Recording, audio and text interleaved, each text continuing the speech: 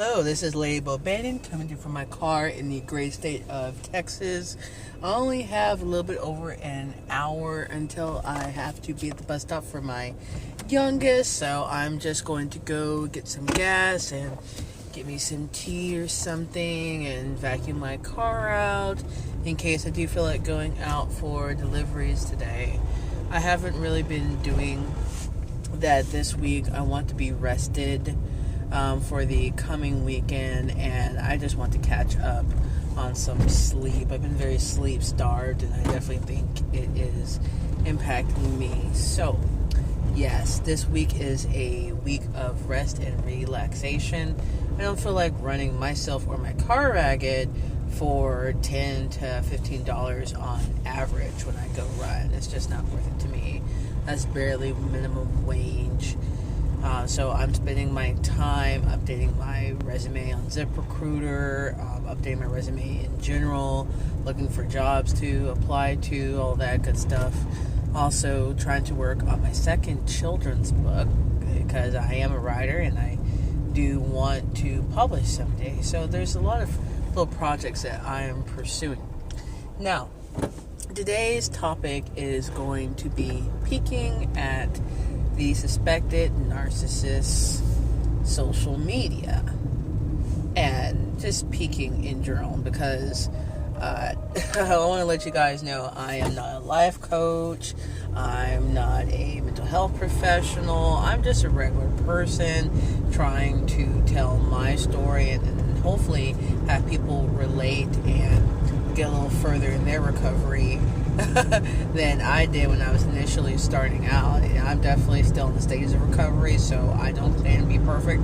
And this channel is one that I made so that people can see that there's regular folks out there living it and just doing their best. So anyway, during the course of trying to add a profile to manage Kids Messenger, when I was on this profile, the ex-husband's Facebook profile popped up. I went to look. I didn't see much of anything. He doesn't really do a lot of posting. He might do a lot of liking and sharing maybe. Just in the past, he wasn't a huge social media user, mostly because he just didn't have the time with the jobs that he was working. But anyway, so I went looking on the New Supplies profile. Now, I will admit that every blue moon I'll go peeking to see what I can find in the event that I have to end up in court due to the ex-husband and or the New Supply throwing a fit about something, insinuating or actually making threats. So I try to keep an open eye. There's people out there who say, and you know, rightly so, you should not be looking at their social media. It's just going to hurt you. And that is true. You really don't need to be looking at their social media. I went and I looked. I was curious. I wanted to see what was being posted now that I'm in the honeymoon period. And also just kind of see where the New Supply is at. So anyway, I went looking, and the New Supply, she likes to make public her political leanings and her personal beliefs. She says she's libertarian, but she is really to the left socially speaking. And nothing wrong with that. It just is what it is. I just say that to say that she posts a lot about her personal beliefs. So a lot of stuff about Trump and GOP and things like that. And, you know, there were some public postings that she did of her child.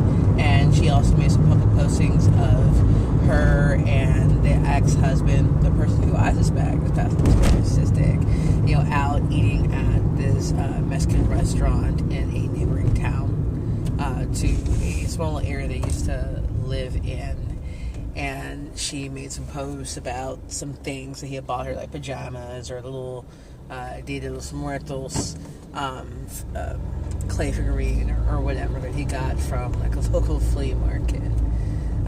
So yeah, everything looks nice on social media.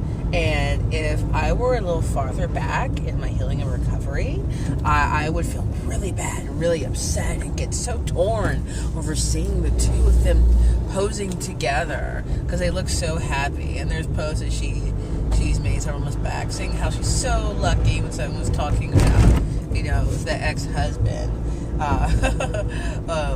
I think she has bad luck.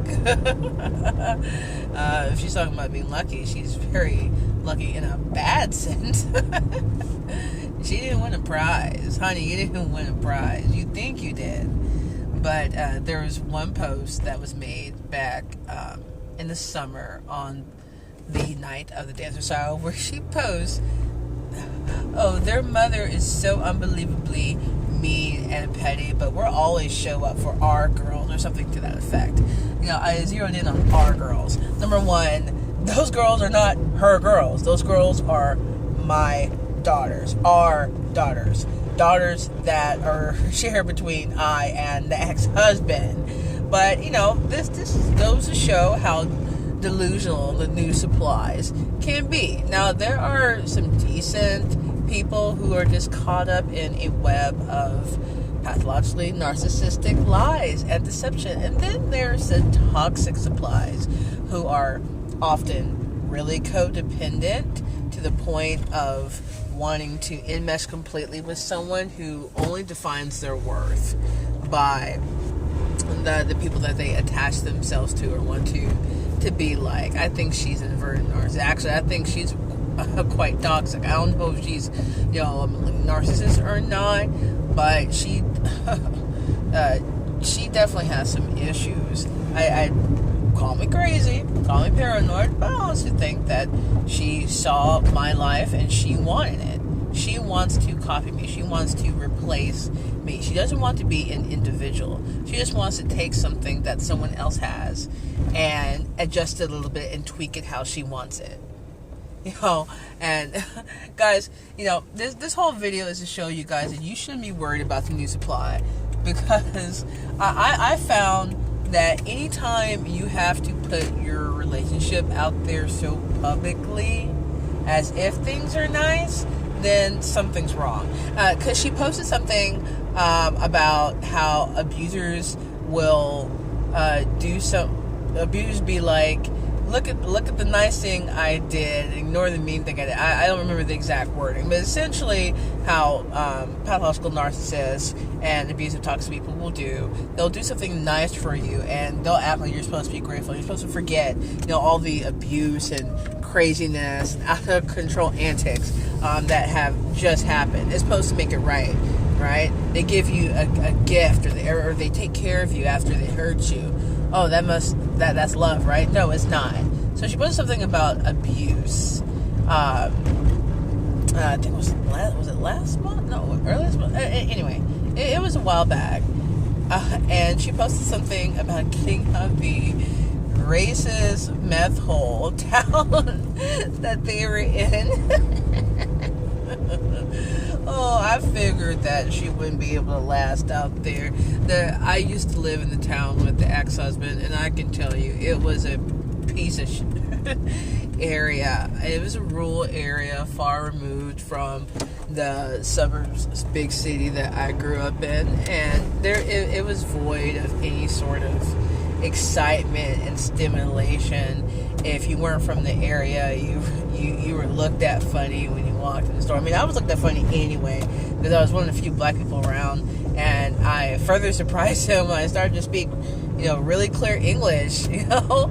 I mean, it looked at me like I had like 8 heads or something, but, you know, yeah, I couldn't wait to get out of there. I was willing to live in 5th Ward with the ex-husband, as opposed to living out there. And the people in 5th Ward were a lot friendlier, and there were stores to walk to, you know. But anyway, I digress. So, you know, the new supply, you know, they're going to put out the image that everything's okay, and there's going to be some mixed messages. You know, it's interesting how she shows so much gratitude for. Oh, hold on, guys. I want to make sure I didn't. Oh, okay, yeah. Sorry, I want to make sure it's going the right way so I can get my tea and gas. Or am I? Okay, I think I am. Anyway, the new supplies, they're going to put out there on social media that things are great. Remember how you were? If you happen... Oh, hold on, guys. I think I did go a little too far. I want a certain type of tea, so I got to go back around. Yeah, this gas station, this gas station that's the Stripes, it's converting into a 7-Eleven, merging or whatever. They sell this organic mango tea. It tastes so good, guys. So I'm gonna grab one. It's less than $2. I love it.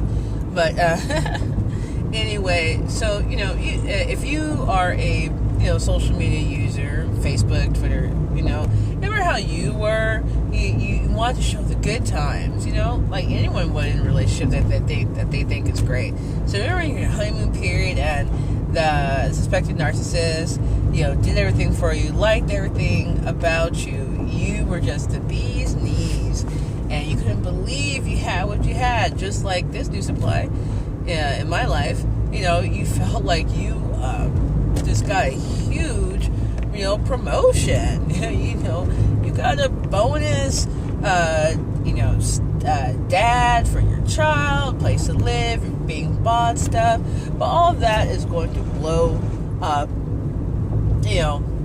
in your face. All the things a narcissist does for you, they'll turn around and tell you that, oh, you're not grateful, you're selfish, or you're not spending enough time with me, I do all this stuff for you, blah, blah, blah, blah, blah, So, and yesterday, or the day before yesterday, the new supply posted a picture of a bottle of blue Mad Dog 2020 on their little makeshift bed, and she captioned said, who said romance was dead? And I'm thinking, that's your version of romance? Oh, wow. How low you have sunk if you think that that's romance. Yeah, the ex-husband buys you stuff and takes you out to eat. He gives you a bottle of Mad Dog 2020. Oh, yeah, you're in for a good old night there. On the floor.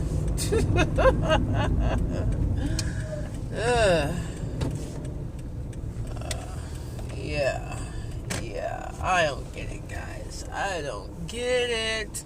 I know the truth, They've lived in filth. I guess that's romance.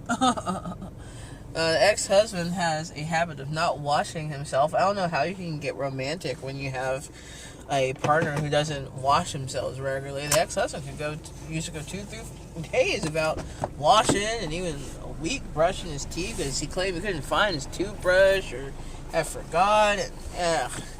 Oh man, guys, I'm so glad I don't have to deal, with that. I do find my mind reminiscing and going over some of the happier times, because it's just such a mindful that things have gone like a complete 180.